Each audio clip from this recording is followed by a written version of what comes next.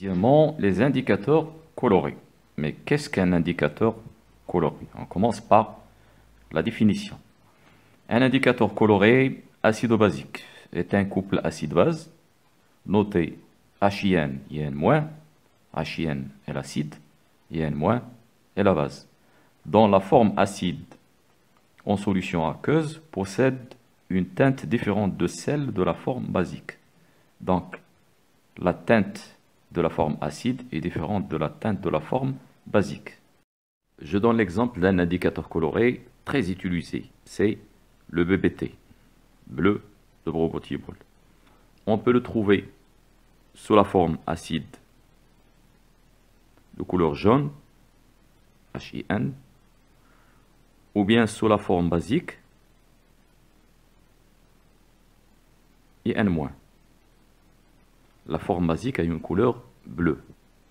Si on mélange les deux, c'est-à-dire l'acide et la base, en quantité égale, on aura un mélange qui est neutre, de couleur verte. Deuxièmement, zone de virage. On a dit que l'indicateur coloré est constitué d'un couple acide-base. L'équation de la réaction de l'acide HIN dans l'eau s'écrit HIN plus H2O donne la base IN- plus H3O+. Le pH en fonction de pK s'écrit pH égale pKa plus log de la base sur l'acide. Donc la teinte d'une solution dépend de l'espèce qui domine. Est-ce que c'est l'espèce basique ou bien l'espèce acide? Donc la teinte de la solution contenant un indicateur coloré dépend du rapport IN- sur HIN, donc du pH de la solution. Et là, on distingue deux cas. Le premier cas, si le rapport IN-, concentration de IN- sur HIN est supérieur à 10. Donc cela veut dire que l'espèce basique est dominante. La solution prend la teinte de la base. On a pris ce rapport supérieur à 10 pour que la concentration de IN- soit largement supérieure à celle de HIN, c'est-à-dire supérieure à 10 fois HIN. Je mets les deux côtés de l'inégalité en log. Alors, log de IN sur HIN est supérieur à log de 10. Log de IN sur HIN, il se trouve sur cette relation. Log de IN sur HIN est égal à pH moins pKa. Donc, je remplace log de IN sur HIN par pH moins pKa. Et log de 10, c'est 1. Donc, pH moins pKa est supérieur à 1. Ce qui signifie que pH est supérieur à pKa plus 1. Si maintenant HIN sur IN- est supérieur à 10, c'est l'inverse maintenant. Dans ce cas, et de la même façon, la solution prend la teinte de l'acide. Là, l'acide, sa concentration est largement supérieure à celle de IN-. Le rapport IN- sur HIN est inférieur à 1 sur 10. J'ai inversé le 10. Au lieu de supérieur, je mets inférieur.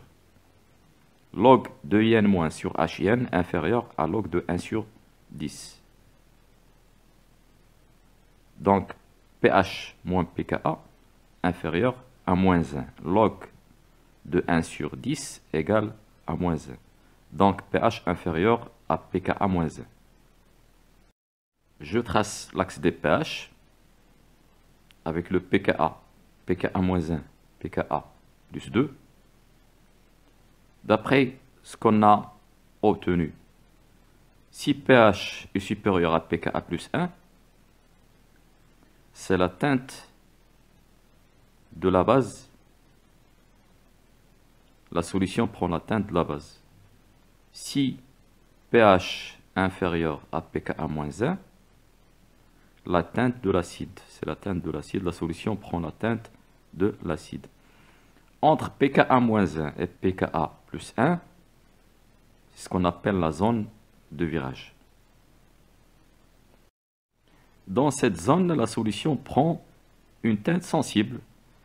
Par exemple, le bleu de bromothymol, sa teinte acide est jaune, la teinte basique est bleue, la teinte intermédiaire sur la zone de virage est verte. Voici quelques exemples de quelques indicateurs colorés et leurs caractéristiques. L'éléanthine BBT, phénylphtaline.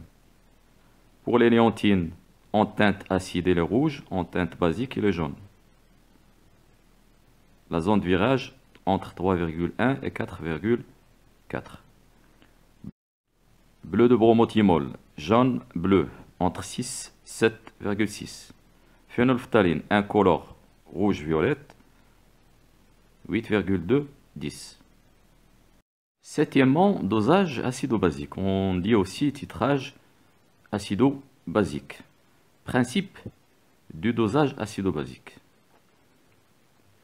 On peut déterminer la concentration d'un acide ou d'une base en réalisant une réaction appelée réaction de dosage. Donc, l'intérêt de la réaction de dosage, c'est de déterminer la concentration d'une espèce soit acide ou basique. Une réaction de dosage doit avoir les caractéristiques suivantes. La réaction doit être rapide, totale et spécifique. On dit rapide et on dit aussi instantané. On dit spécifique et on dit aussi unique ou sélective. On verra la signification de chacune de ces caractéristiques dans l'étude détaillée du dosage. Deuxièmement, l'équivalence. Lors du dosage acido-basique, l'équivalence est atteinte lorsque les réactifs dosés et dosants